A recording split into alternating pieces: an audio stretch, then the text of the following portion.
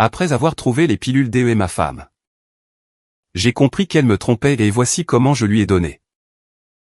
J'ai trouvé des pilules contraceptives, cachées dans notre salle de bain. Elle m'avait dit qu'elle avait arrêté de les prendre il y a 1 an, mais elles étaient récentes.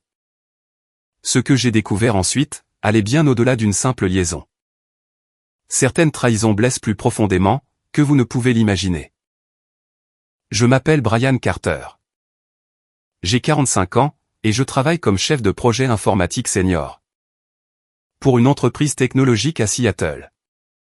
C'est un travail exigeant. Des conférences téléphoniques avec des équipes à l'étranger, à des heures pas possibles. Des délais de projet, qui se moquent bien de votre vie personnelle. Des soirées tardives à résoudre des problèmes, quand tout va de travers.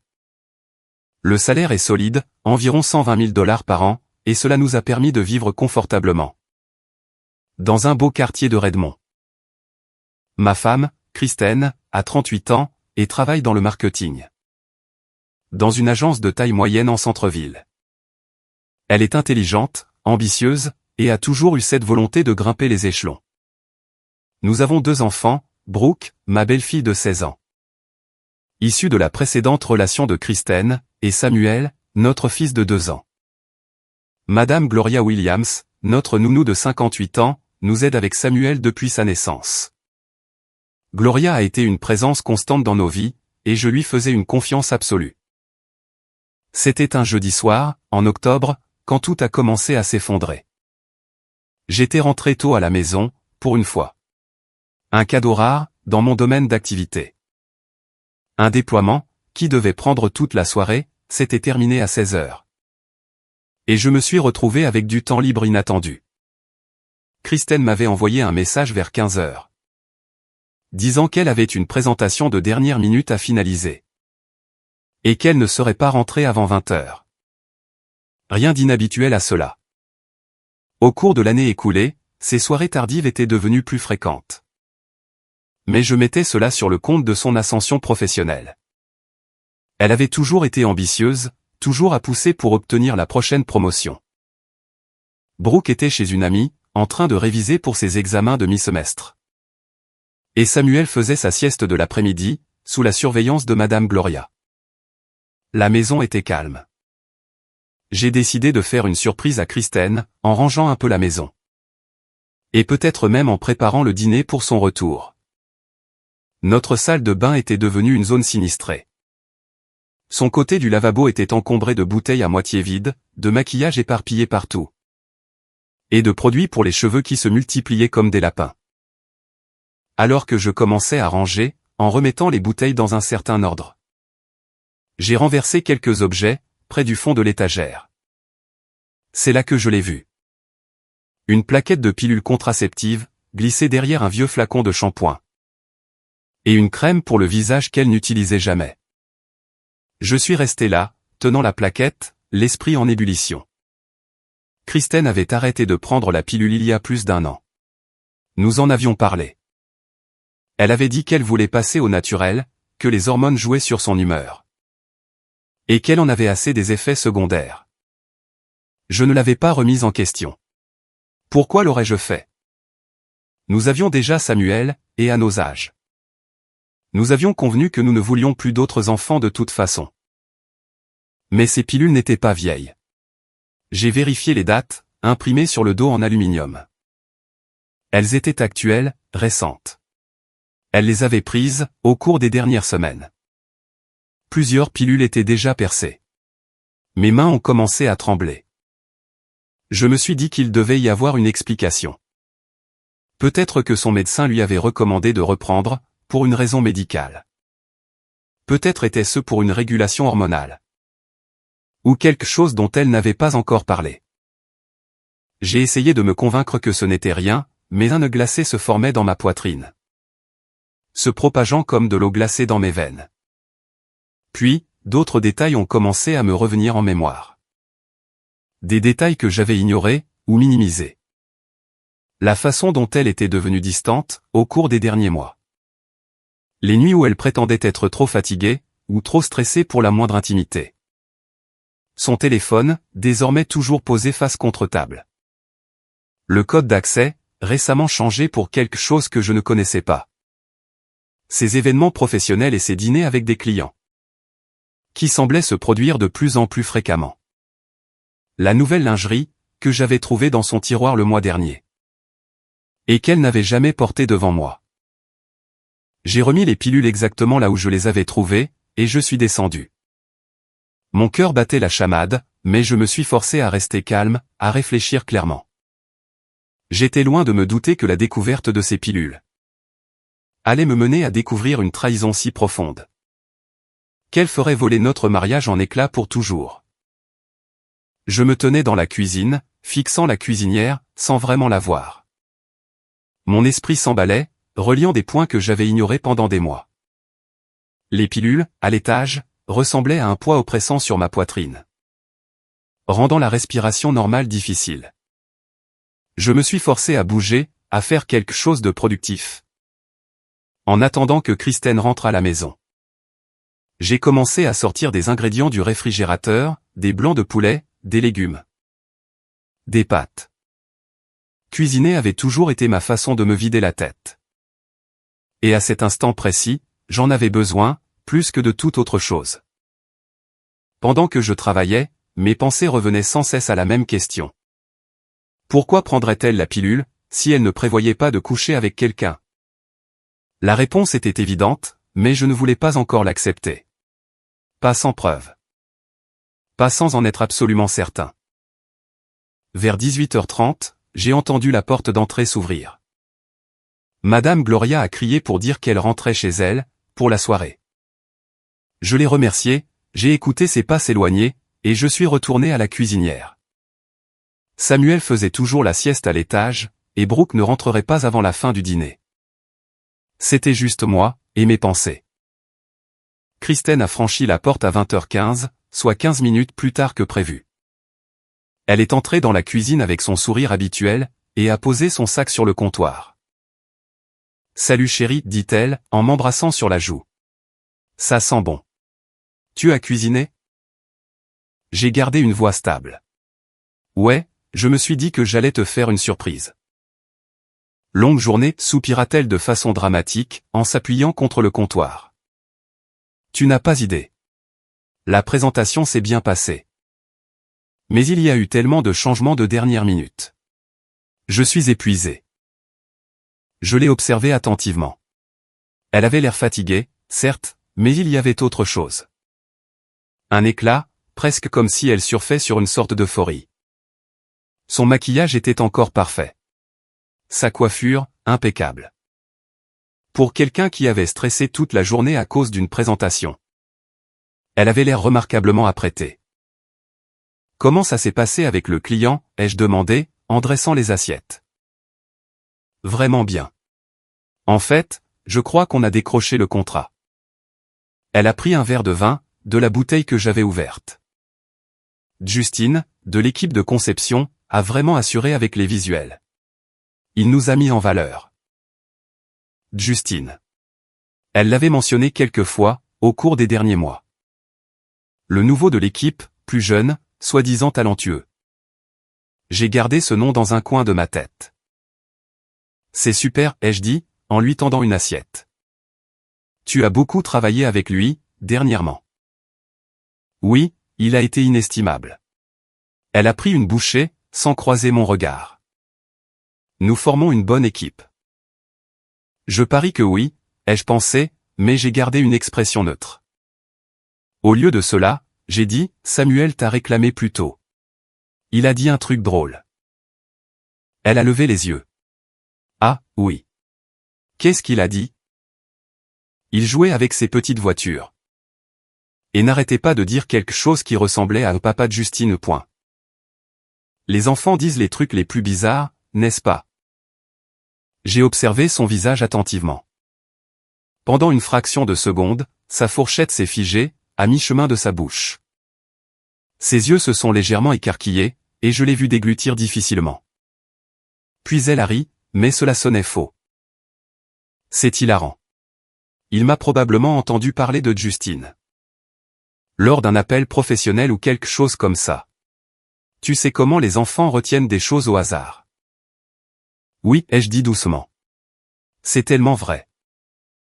Le reste du dîner a été tendu. Elle continuait à parler du travail, des projets, des délais et de la politique de bureau. Mais j'entendais à peine un mot. J'étais trop occupé à observer son langage corporel. La façon dont elle évitait de me regarder directement. La façon dont elle vérifiait son téléphone, toutes les quelques minutes. Après avoir fini de manger, elle est montée prendre une douche. J'ai nettoyé la cuisine. Ma décision était prise. Je ne pouvais pas la confronter, sans preuve. Elle nierait tout, retournerait la situation. Et me ferait croire que j'étais fou de l'avoir seulement soupçonné. J'avais vu ça arriver à des gars au travail, des femmes qui trompaient. Puis manipulaient leur mari pour leur faire croire qu'ils étaient paranoïaques. Non, j'avais besoin de preuves. Des preuves réelles, indéniables, et j'allais les obtenir. Quand Kristen est redescendue en pyjama, j'étais sur le canapé avec mon ordinateur portable. Faisant semblant de rattraper mon retard sur des emails professionnels. Elle s'est assise à côté de moi, plus près qu'elle ne l'avait été depuis des semaines. Je suis désolé d'avoir été si occupé dernièrement, dit-elle doucement. Je sais que nous n'avons pas passé beaucoup de temps ensemble. Je l'ai regardée, cette femme avec qui j'avais passé près de 2 décennies. Et je me suis demandé depuis combien de temps elle me mentait. Ce n'est pas grave, ai-je dit. Je comprends. Elle a souri, et a posé sa tête sur mon épaule. C'était comme une trahison. Son toucher, comme du poison enveloppé d'affection. Demain, avais-je décidé. Demain je commencerai à creuser, et je ne m'arrêterai pas. Tant que je ne connaîtrai pas la vérité. Le vendredi matin est arrivé trop vite. J'avais à peine dormi. Mon esprit ressassait des scénarios et des possibilités, toute la nuit. Kristen était déjà debout quand mon réveil a sonné à 6 heures. S'affairant dans la salle de bain pour se préparer pour le travail. J'ai écouté les bruits. L'eau de la douche, le sèche-cheveux, les tiroirs qui s'ouvrent et se ferment. Une routine matinale tout à fait normale, sauf que plus rien ne semblait normal. Je me suis levé, et j'ai fait ma propre routine en pilote automatique, douche, rasage, café. Kristen est descendue, avec une allure élégante et professionnelle.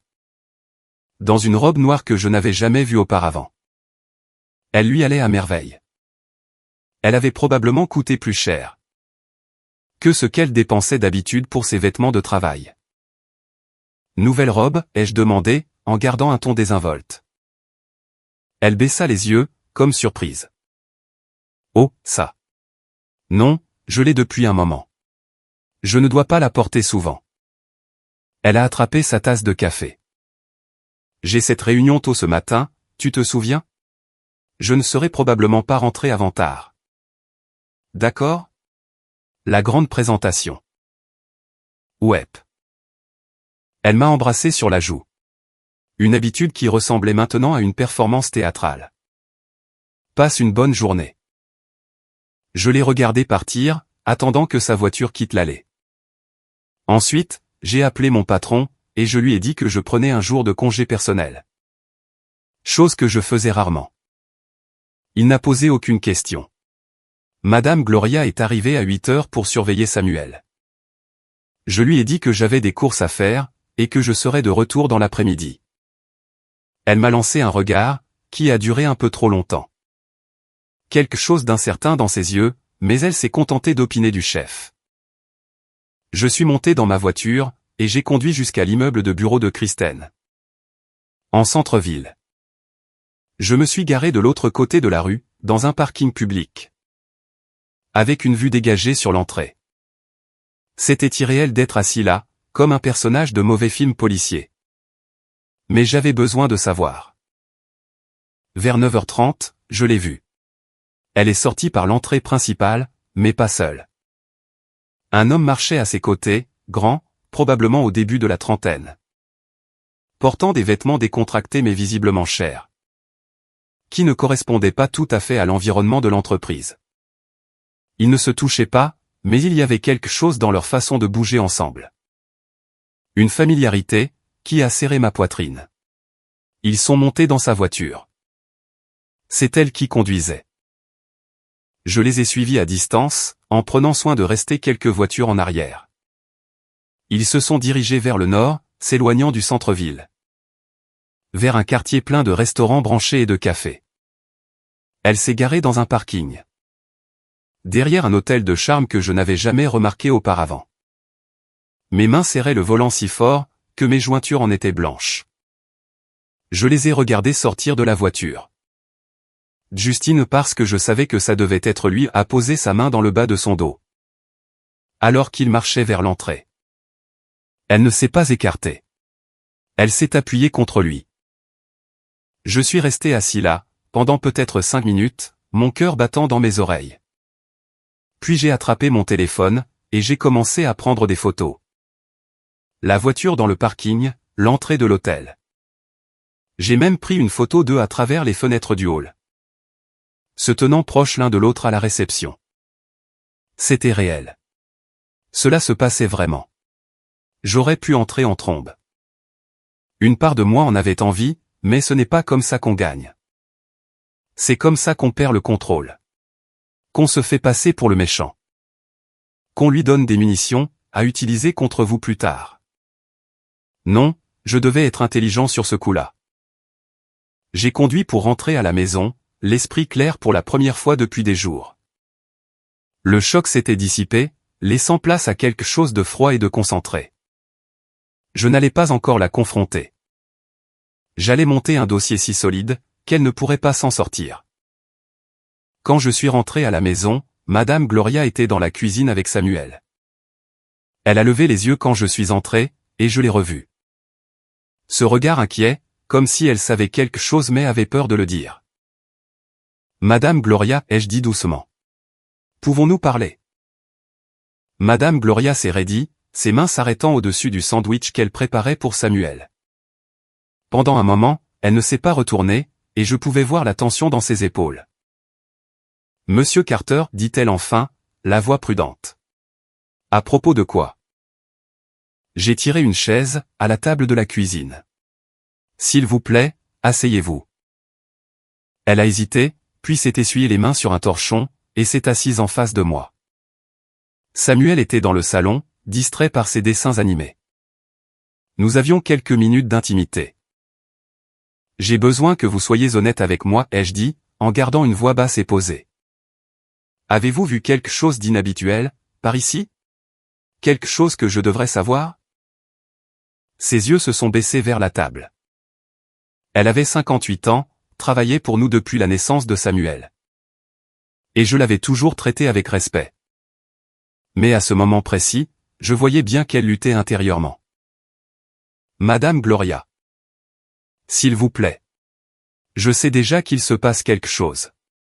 J'ai juste besoin de comprendre la situation dans son ensemble. Elle a pris une inspiration tremblante, et quand elle a levé les yeux, elle avait les larmes aux yeux. Monsieur Carter, je suis tellement désolé. J'aurais dû dire quelque chose il y a des mois. Mais Sa voix s'est brisée. J'avais peur. Madame Carter a dit qu'elle me renverrait. Si je vous disais quoi que ce soit. Et j'ai besoin de ce travail. Vous comprenez? Les frais médicaux de mon mari. Je comprends, ai-je dit gentiment. Je ne suis pas en colère contre vous. J'ai juste besoin de savoir ce que vous avez vu. Elle a hoché la tête, s'essuyant les yeux avec le revers de la main. Il y a eu un homme, Justine. Il a commencé à venir ici en journée, au mois de juin. Au début. J'ai pensé que c'était peut-être un collègue. Vous savez. Il s'asseyait dans le bureau pour travailler sur des ordinateurs portables. Mais ensuite, ils ont arrêté de faire semblant que c'était pour le travail. Sa voix n'était qu'un murmure. Je les entendais, dans la chambre. Je les voyais descendre ensemble, elle les cheveux ébouriffés. Tous les deux trop à l'aise l'un avec l'autre. Et Samuel. Elle a regardé vers le salon, où mon fils jouait. Samuel a commencé à l'appeler papa.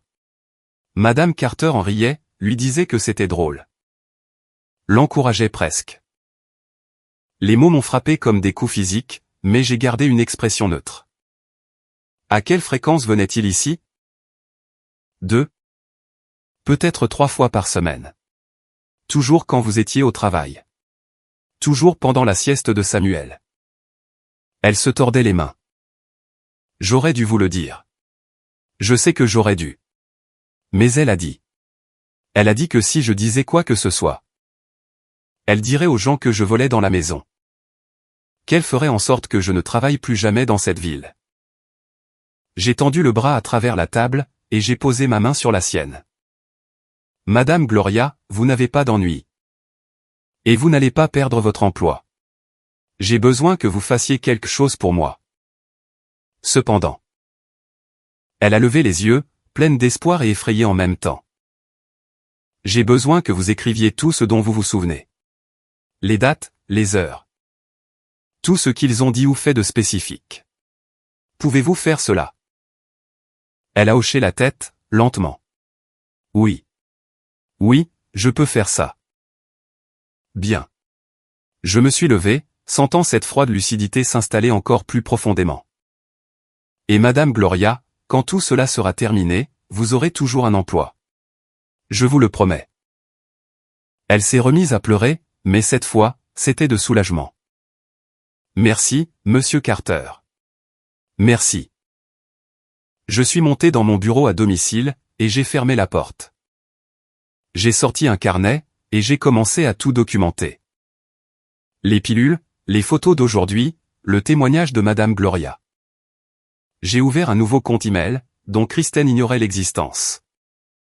Et j'ai commencé à m'envoyer des copies de tout.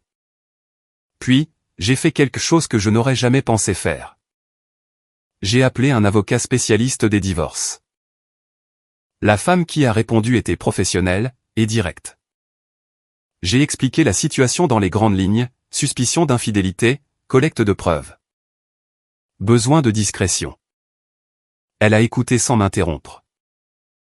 Monsieur Carter, dit-elle quand j'eus terminé. Je vais être franche avec vous. L'État de Washington est un État où le divorce se fait sans égard au tort. Ainsi, l'adultère en lui-même n'affectera pas beaucoup l'issue légale. Mais ce qui l'affectera, c'est la garde, et potentiellement la pension alimentaire pour conjoint. Si nous pouvons prouver qu'elle a utilisé les biens matrimoniaux pour entretenir cette liaison. C'est ce qu'elle fait, ai-je dit, en pensant à cet hôtel, ses déjeuners, ses nouveaux vêtements. Bien. Continuez à rassembler des preuves, les dossiers financiers en particulier. Et tout ce que votre nounou pourra documenter sera précieux pour les discussions sur la garde. Ne confrontez pas encore votre femme. Pas avant que nous ayons tout préparé. Je ne le ferai pas. Quand j'ai raccroché, je me suis adossé à ma chaise, et j'ai fixé le plafond. Il y a 24 heures. J'étais un mari essayant de comprendre la présence de pilules contraceptives suspectes. Maintenant, je planifiais la fin de mon mariage, avec une précision militaire. Mais je n'étais plus triste. J'étais en colère. Et j'allais m'assurer que lorsque tout serait fini, Kristen comprendrait exactement ce qu'elle avait jeté par la fenêtre. Le week-end est passé dans un flou de collecte de preuves, et de planification minutieuse. Madame Gloria m'a fourni un témoignage écrit détaillé, des dates, des heures. Des descriptions de ce dont elle avait été témoin. Mon avocat m'a conseillé de tout documenter, avant de confronter Kristen. D'attendre d'avoir un dossier en béton. Mais le lundi soir, quelque chose s'est brisé en moi. Je ne pouvais plus continuer à jouer à ce jeu, à faire semblant que tout était normal. Alors qu'elle rentrait à la maison en sentant le savon d'hôtel, et les mensonges. Elle a franchi la porte à 20h30, plus tard que promis comme d'habitude. Brooke était à l'étage en train de faire ses devoirs, et Samuel dormait déjà. Madame Gloria était partie 1 heure plus tôt. Il n'y avait que nous. Salut, a dit Kristen, en posant son sac. Désolé pour mon retard. Le client a fait des changements de dernière minute. J'étais assis à la table à manger, mon ordinateur portable ouvert devant moi. À côté, se trouvait un dossier contenant tout, des photos. Des relevés téléphoniques obtenus par mon avocat, la déclaration écrite de Madame Gloria. Des reçus de cartes de crédit montrant des frais d'hôtel, et des déjeuners coûteux. Viens ici, ai-je dit, d'une voix calme. Nous devons parler. Elle a dû entendre quelque chose dans mon ton, car elle s'est figée. De quoi? De Justine. De l'endroit où tu étais vendredi matin. De l'hôtel à Belltown. Où tu as dépensé mon argent pour avoir une liaison. Son visage a perdu toutes ses couleurs. Pendant un moment, elle est restée là, ouvrant et fermant la bouche. Comme si elle cherchait des mots qui ne venaient pas. Brian, je ne. J'ai levé la main. Ne m'insulte pas en mentant. J'ai des photos. J'ai le témoignage de Madame Gloria. J'ai des relevés téléphoniques. Montrant des centaines de textos et d'appels entre vous deux, au cours des 8 derniers mois. J'ai poussé le dossier de l'autre côté de la table. Tout est juste là.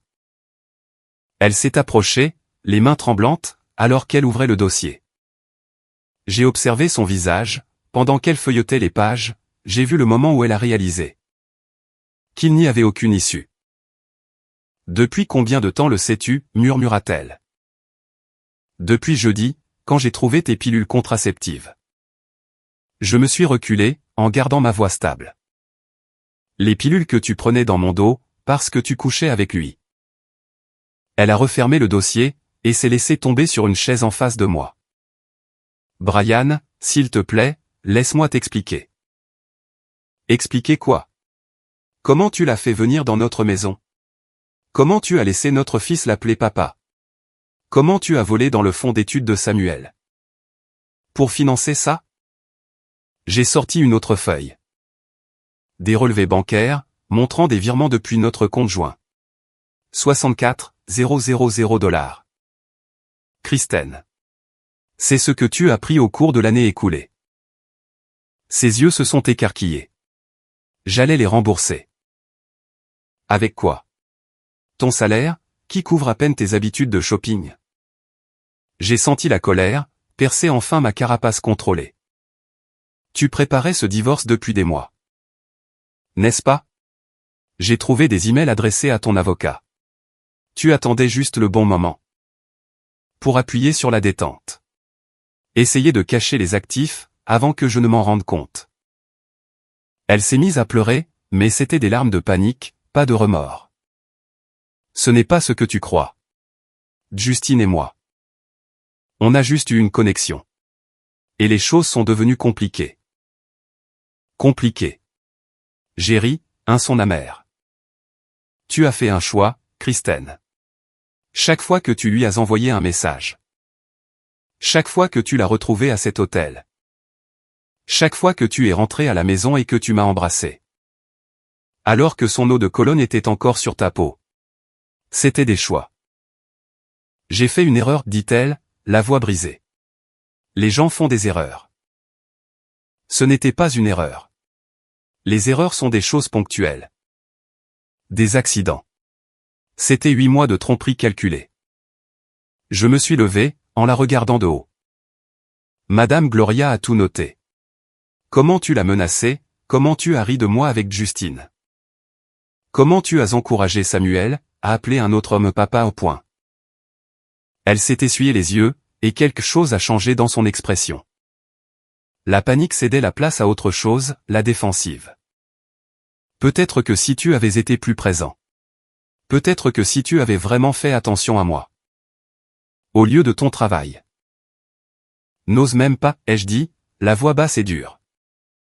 N'ose pas essayer de rejeter la faute sur moi. J'ai été là, tous les jours. À travailler pour t'offrir, à toi et à nos enfants, une belle vie. Ce que tu as fait. C'était ton choix. Assume-le. Elle s'est levée, ses larmes se transformant maintenant en colère. Très bien. Oui, j'ai fréquenté Justine. Oui. J'ai été malheureuse. Tu veux savoir pourquoi? Parce que tu es ennuyeux. Brian. Tu es prévisible et rassurant. Et tu es devenu tout ce que je n'ai jamais voulu chez un partenaire. Ces mots auraient dû blesser, mais ils n'ont fait que confirmer ce que je savais déjà. Elle avait décroché de ce mariage, il y a bien longtemps. Eh bien, ai-je dit doucement. Cela rend la suite beaucoup plus facile. Quelle suite, a-t-elle demandé, d'une voix incertaine. Le divorce. J'ai déjà parlé avec un avocat. On te signifiera les papiers d'ici la fin de la semaine. Le visage de Kristen est passé de la colère au choc en quelques secondes. Tu n'es pas sérieux. Je suis tout à fait sérieux. Et voici autre chose que tu devrais savoir. J'ai sorti un dernier document de ma mallette, celui que je gardais en réserve. Tu te souviens le mois dernier? Quand tu m'as crié dessus pendant cette dispute? Quand tu as dit quelque chose sur la couleur des cheveux de Samuel? Sur le fait qu'ils étaient si foncés par rapport aux miens? Elle a pâli. J'étais en colère. Je ne le pensais pas. Tu as planté cette graine, Kristen. Tu m'as fait douter, que Samuel soit bien de moi. J'ai brandi le papier. Alors, j'ai fait un test de paternité la semaine dernière. Tu n'en avais pas le droit. J'en avais tout à fait le droit. Tu m'as menti pendant des mois. J'avais besoin de savoir. J'ai observé son visage attentivement. Les résultats sont tombés. Samuel est mon fils biologique. Une probabilité de 99,98%. Elle avait l'air confuse. Alors, pourquoi me dis-tu ça? Parce que tu m'as laissé souffrir pendant 2 semaines. À l'idée qu'il ne l'était peut-être pas. Tu as utilisé ça contre moi. Tu t'en es servi comme d'une arme. Tu m'as gardé dans l'angoisse. Alors que tu connaissais la vérité depuis le début. Je me suis penché en avant. Voilà qui tu es, Kristen. Quelqu'un qui torturait son mari. Avec des doutes sur son propre enfant, juste pour se sentir puissante.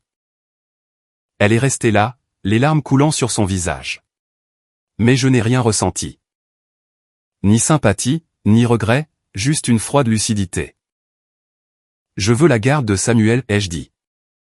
Et compte tenu de ton comportement, de la liaison, du vol financier, des menaces envers Madame Gloria.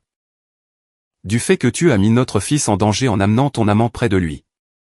Je vais l'obtenir. Tu ne peux pas m'enlever mon fils, dit-elle, la voix montant dans les aigus. Je ne te l'enlève pas. Tu l'as jeté. Au moment où tu as commencé cette liaison. Tout comme tu m'as jeté avec Brooke. Ainsi que tout ce que nous avions construit. J'ai fermé ma mallette. Tu auras un droit de visite. Je ne suis pas un monstre. Mais la garde principale. Elle est à moi. C'est de la folie. Aucun juge ne va. J'ai des documents pour tout. Madame Gloria est prête à témoigner. J'ai des dossiers financiers. Montrant que tu as volé notre famille. J'ai la preuve que tu as amené ton amant. En présence de nos enfants mineurs. J'ai pris mon téléphone. Et j'ai ça. J'ai affiché la capture d'écran d'une conversation de groupe.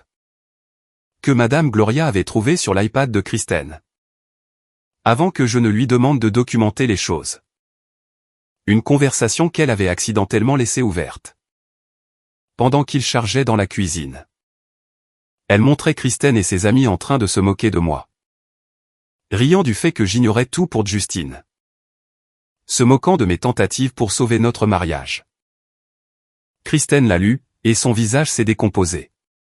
Comment as-tu? Peu importe comment.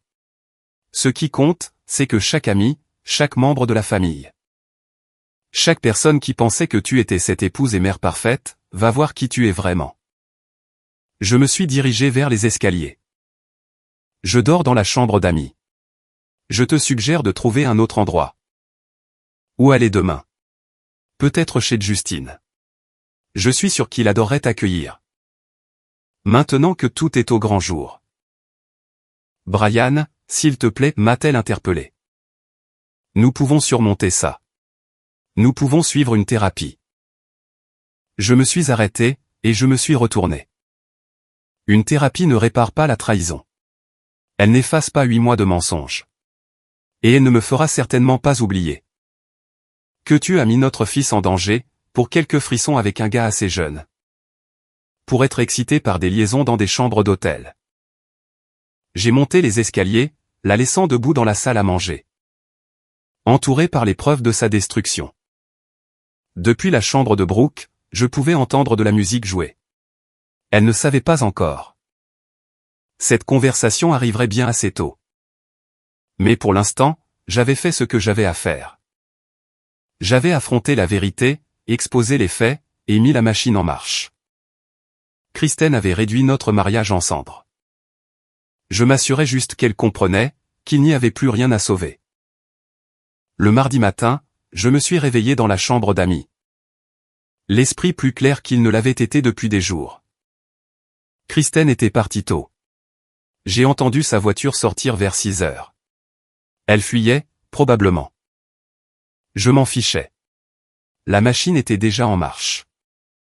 J'ai préparé Samuel pour la journée, et j'ai attendu l'arrivée de Madame Gloria. Brooke était partie pour l'école sans dire grand-chose, sentant la tension dans la maison. Mais ne posant pas encore de questions.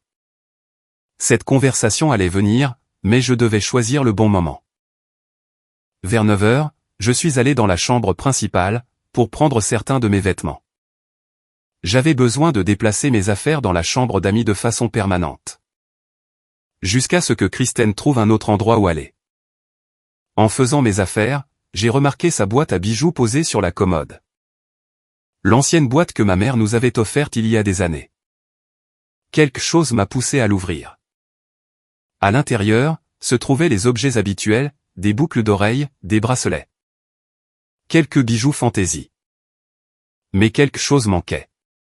La montre vintage, que ma mère m'avait laissée à sa mort il y a 3 ans.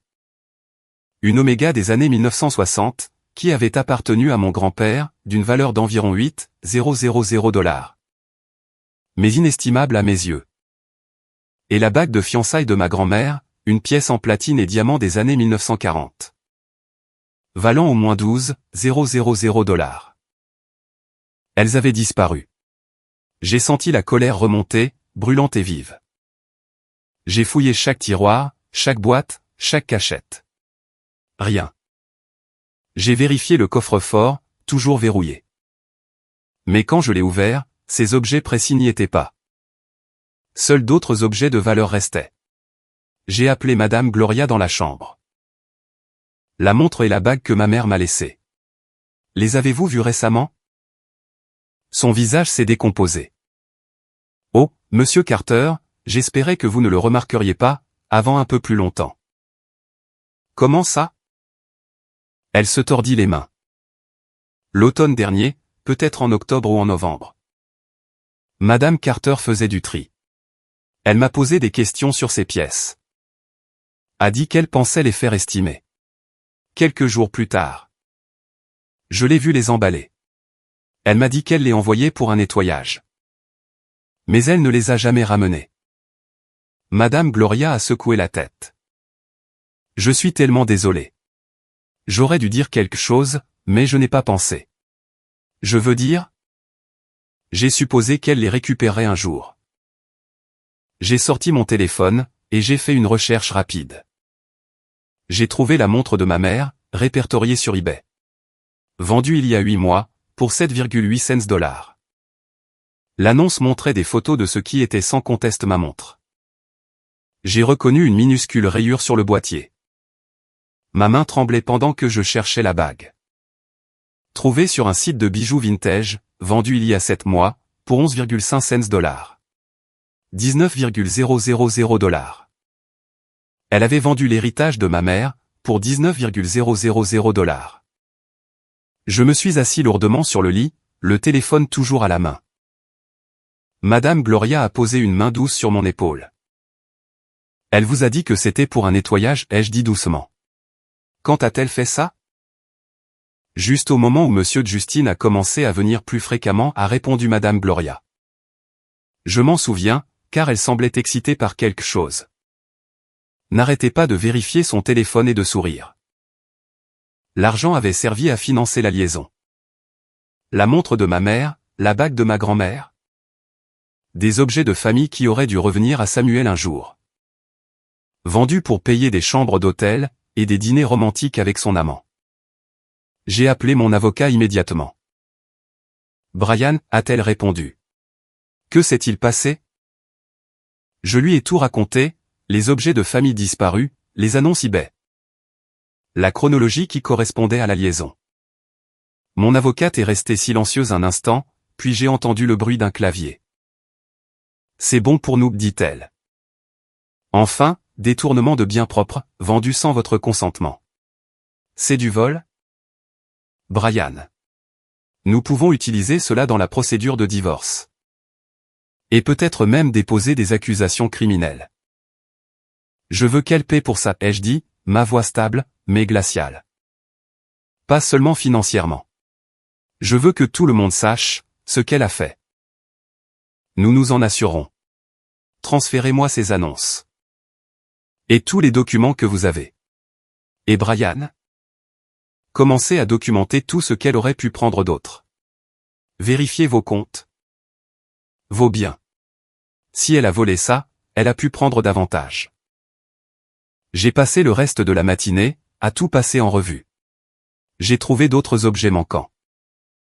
La collection de pièces de mon père, valant peut-être 3,000 $. Certains bijoux de ma grand-mère, auxquels Kristen avait accès. Même des outils de mon garage, qui avaient appartenu à mon père. Elle avait systématiquement dépouillé notre maison de tout ce qui avait de la valeur. Ou un lien avec ma famille, le vendant pièce par pièce, pour financer sa vie secrète. Dans l'après-midi, j'avais une liste de plus de 30,000 $ de biens volés.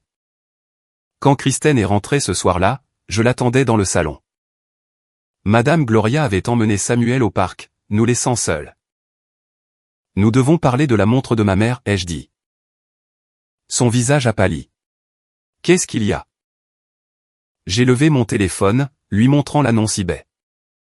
Tu l'as vendue il y a 8 mois, pour 800 $.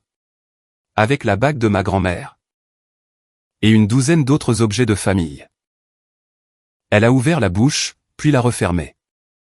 Pas d'excuse cette fois, juste de la culpabilité, écrite sur son visage. Cet argent est allé directement à Justine, n'est-ce pas? Je me suis levé, en m'approchant. La montre de ma mère a payé pour ta liaison. La bague de ma grand-mère lui a acheté des cadeaux. La collection de mon père a financé vos séjours à l'hôtel. J'allais les racheter. Menteuse. Le mot est sorti, tranchant et définitif. Tu n'as jamais eu l'intention de les récupérer. Tu te fichais de ce qu'ils représentaient pour moi. Pour notre famille. Tu n'as vu que des signes de dollars. Des larmes ont commencé à couler sur son visage. Mais je n'ai rien ressenti. Ni sympathie, ni regret. Mon avocate l'ajoute au dossier de divorce, ai-je dit. Ainsi que des accusations pénales pour vol. Et détournement de biens propres. Tu vas rembourser chaque centime, Kristen. Avec les intérêts. Le mercredi matin a apporté le moment que je redoutais, l'annoncer à Brooke. Elle était silencieuse depuis lundi, nous regardant sa mère et moi. Nous tourner autour comme des étrangers. Elle avait 16 ans, elle n'était pas stupide. Elle savait que quelque chose n'allait pas. Je l'ai trouvée dans sa chambre, avant l'école, assise sur son lit, son sac à dos à côté d'elle. On peut parler, ai-je demandé depuis l'encadrement de la porte. Elle a levé les yeux, et j'ai vu de la peur dans son regard. Est-ce que maman et toi allez divorcer? Je suis entré, et je me suis assis sur le bord de son lit. Oui, c'est le cas. Parce qu'elle a trompé. Ce n'était pas une question. Je l'ai regardé, surpris. Comment as-tu su? Les yeux de Brooke se sont remplis de larmes.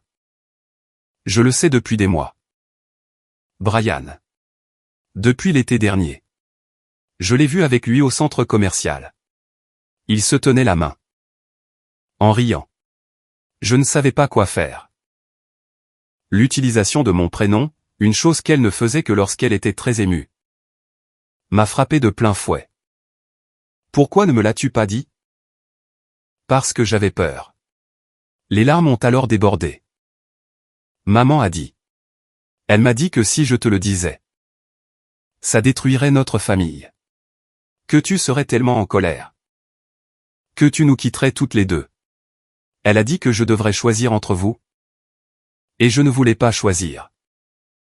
J'ai senti la rage monter dans ma poitrine, mais j'ai gardé une voix calme, pour le bien de Brooke. Ta mère t'a manipulé.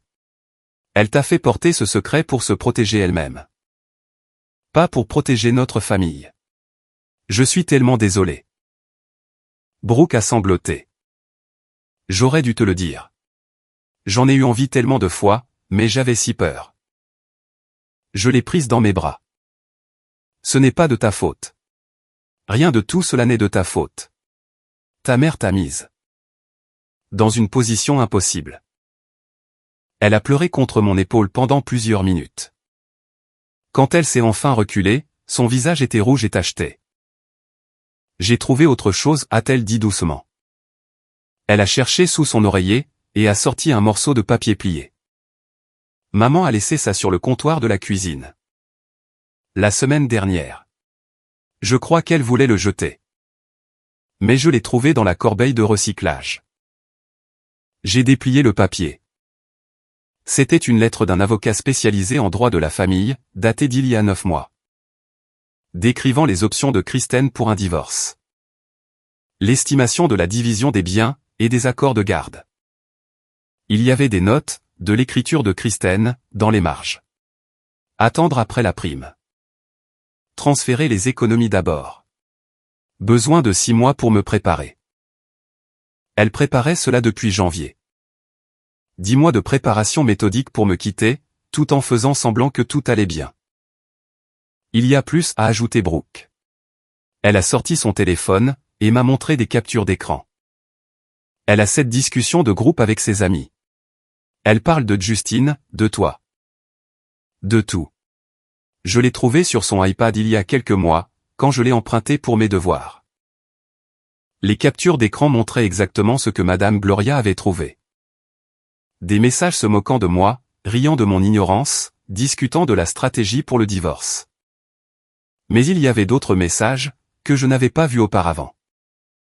Ceux où Kristen se plaignait de Brooke, également. Elle pense que je suis gênante, a dit Brooke, la voix se brisant à nouveau.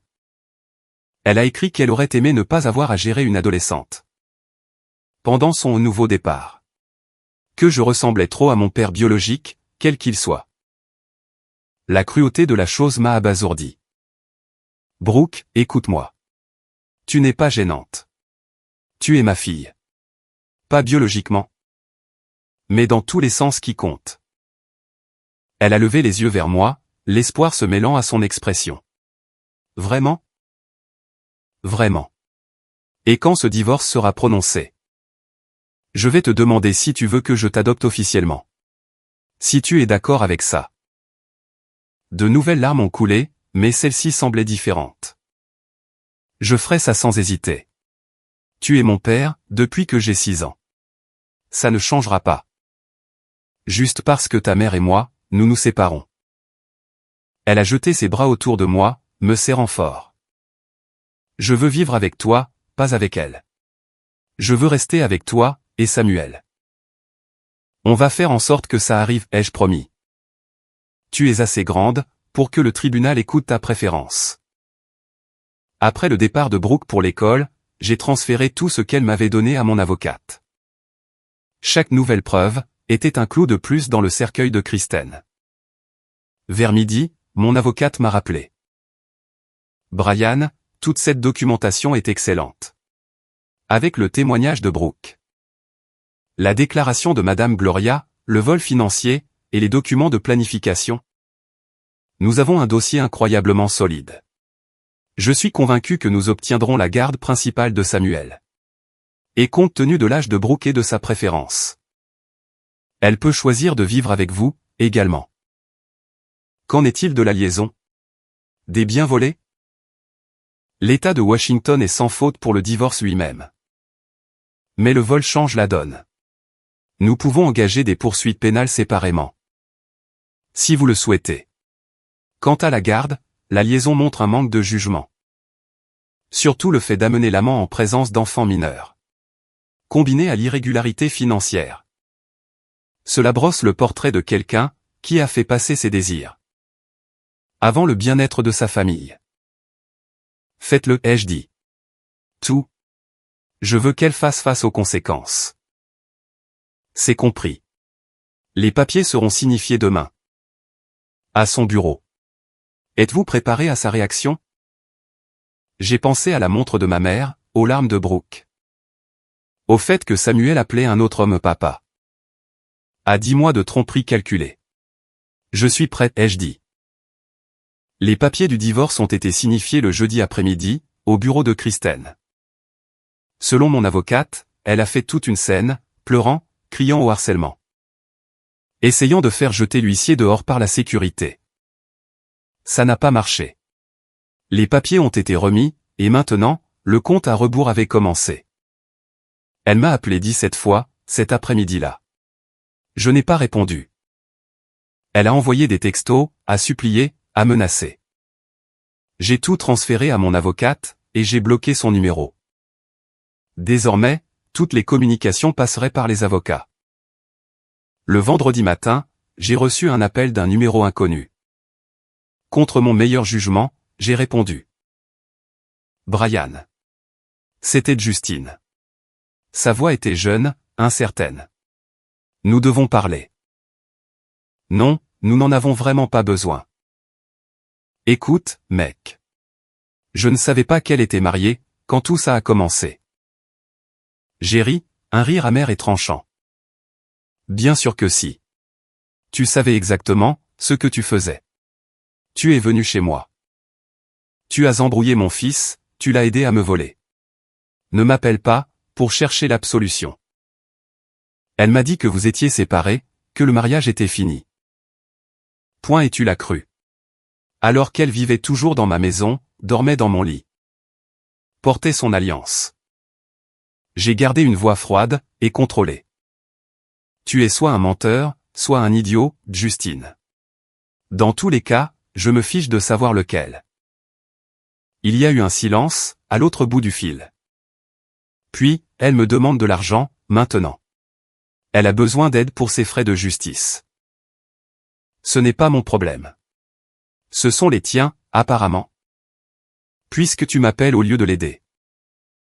Je pensais juste que tu devais savoir que nous, c'est fini. J'ai rompu. C'est trop chaotique.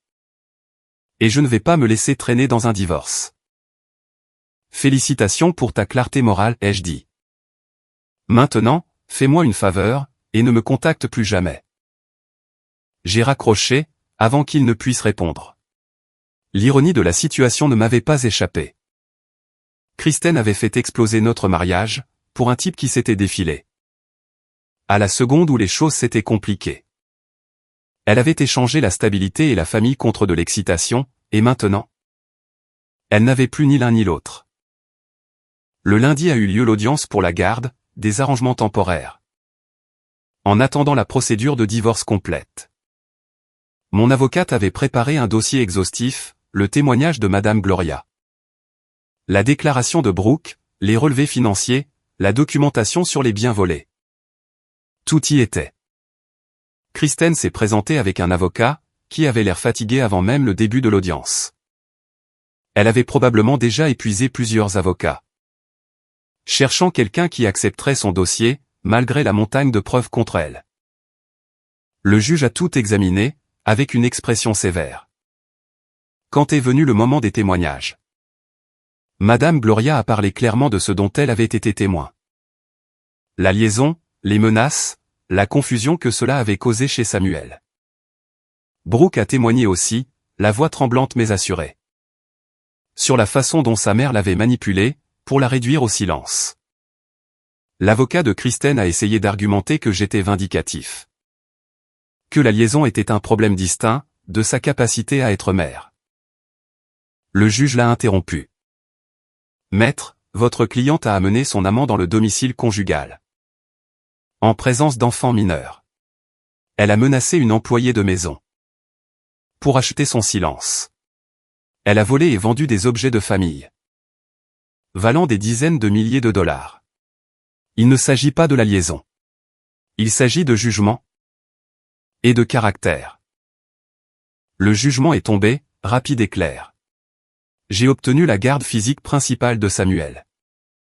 Kristen a obtenu des visites supervisées, 2 fois par semaine. En attendant la procédure de divorce complète. Brooke, ayant 16 ans, a été autorisée à choisir où elle vivrait. Elle m'a choisi, sans aucune hésitation. Le visage de Kristen s'est décomposé, quand le juge a annoncé la décision. Son avocat a posé une main sur son bras, probablement pour l'empêcher de dire quelque chose qui aggraverait la situation. À l'extérieur du tribunal, mon avocate m'a pris à part. Brian, c'est le meilleur résultat que nous pouvions espérer. Le divorce complet prendra quelques mois. Mais cela crée un précédent. Vous allez vous en sortir. J'ai hoché la tête, sentant le poids des 2 dernières semaines s'installer dans mes os. Et pour les accusations pénales, le vol? Le procureur examine le dossier. Vu le montant et les documents, ils vont probablement engager des poursuites. Kristen risque des accusations criminelles pour vol. Et peut-être fraude. J'aurais dû me sentir victorieux. Au lieu de cela, je me sentais juste fatigué. Fatigué de me battre, fatigué de la colère, fatigué de porter ce fardeau. Mais quand je suis rentré à la maison, et que j'ai vu Samuel jouer dans le salon avec Madame Gloria. Quand Brooke est descendu, et m'a pris dans ses bras, le soulagement a balayé tout le reste. C'était ma famille maintenant. Plus petite qu'avant, mais vraie, honnête, et cela valait la peine de se battre pour elle. 4 mois plus tard, le divorce a été finalisé. Kristen a obtenu des actifs minimes. Le tribunal a statué que son vol, et sa tromperie financière, justifiaient un partage inégal.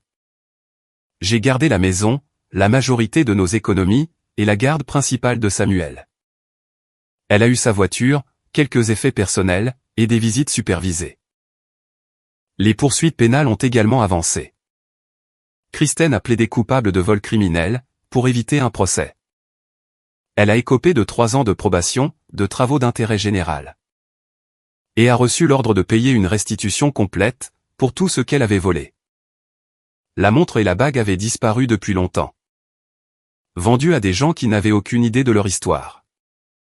Mais l'argent irait, dans un fonds en fiducie pour Samuel. Justin a complètement disparu du tableau. Selon des connaissances communes, il avait été transféré au bureau californien de l'entreprise. Fuyant le chaos, qu'il avait contribué à créer. Brooke s'est épanouie, libérée de la manipulation de sa mère. Elle est sortie de sa coquille. Ses notes se sont améliorées. Elle a commencé à parler de l'université, de son avenir. Et fidèle à ma parole, j'ai entamé la procédure d'adoption. Elle serait légalement ma fille, avant son 17e anniversaire. Samuel était trop jeune pour comprendre tout ce qui s'était passé. Mais il a cessé de demander après papa de Justine.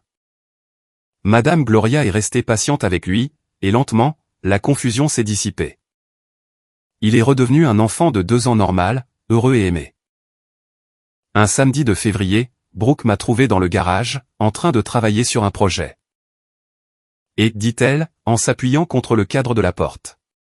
Je peux te parler d'un truc? Toujours. Qu'est-ce qu'il y a? J'ai réfléchi à mon nom de famille, au fait de le changer. Elle avait l'air nerveuse. Pour Carter, ton nom. J'ai posé l'outil que je tenais, et je lui ai accordé toute mon attention. Tu n'es pas obligé de faire ça, Brooke. L'adoption fait de toi ma fille. Légalement. Le nom n'a pas d'importance. Il en a pour moi, a-t-elle dit. Je veux que les gens sachent que je suis ton enfant. Pas seulement légalement. Mais vraiment. Et mon père biologique. Quel qu'il soit, il n'a jamais fait partie de ma vie. Toi. Oui. Tu es mon vrai père. Je l'ai prise dans mes bras, sentant ma gorge se serrer. Alors, on va faire le nécessaire. Brooke Carter, ça sonne bien. Elle a ri, en reniflant. Ouais, c'est vrai. Quelques semaines plus tard, Kristen a pris contact, par l'intermédiaire de son avocat. Elle voulait s'excuser, et essayer de reconstruire une sorte de relation avec les enfants. Mon avocate a conseillé la prudence, mais j'ai accepté de la laisser écrire des lettres. À Brooke et Samuel. Brooke a lu la sienne, et l'a jetée. Trop peu, trop tard, a-t-elle dit. J'ai gardé celle de Samuel dans un dossier. Un jour, quand il serait plus grand, il pourrait décider de ce qu'il veut en faire. Quant à moi, je ne cherchais pas une autre relation. Pas encore. Peut-être pas avant longtemps. J'avais mes enfants, mon travail, ma vie à reconstruire. C'était suffisant. Un soir, alors que j'étais assis sur la véranda arrière, que Samuel jouait dans le jardin et que Brooke faisait ses devoirs à l'intérieur, Madame Gloria m'a apporté un verre de thé glacé. Vous vous en sortez bien, Monsieur Carter, m'a-t-elle dit. Ces enfants ont de la chance de vous avoir. J'ai de la chance de les avoir, ai-je répondu. Elle m'a tapoté l'épaule, et est retournée à l'intérieur. Je suis resté assis là, à regarder Samuel courir après les papillons. À écouter la musique s'échapper de la fenêtre ouverte de Brooke, et j'ai ressenti quelque chose que je n'avais pas ressenti depuis des mois. La paix. Kristen avait essayé de détruire ce que nous avions construit. Elle avait menti, volé, trahi toute confiance. Mais au final, elle ne s'est détruite qu'elle-même. La famille que j'avais maintenant plus petite, gagnée de haute lutte, était plus forte que ce que nous avions avant. Parce qu'elle était bâtie sur la vérité, sur des personnes qui ont choisi d'être là, qui se sont battues pour rester ensemble. Et cela faisait toute la différence.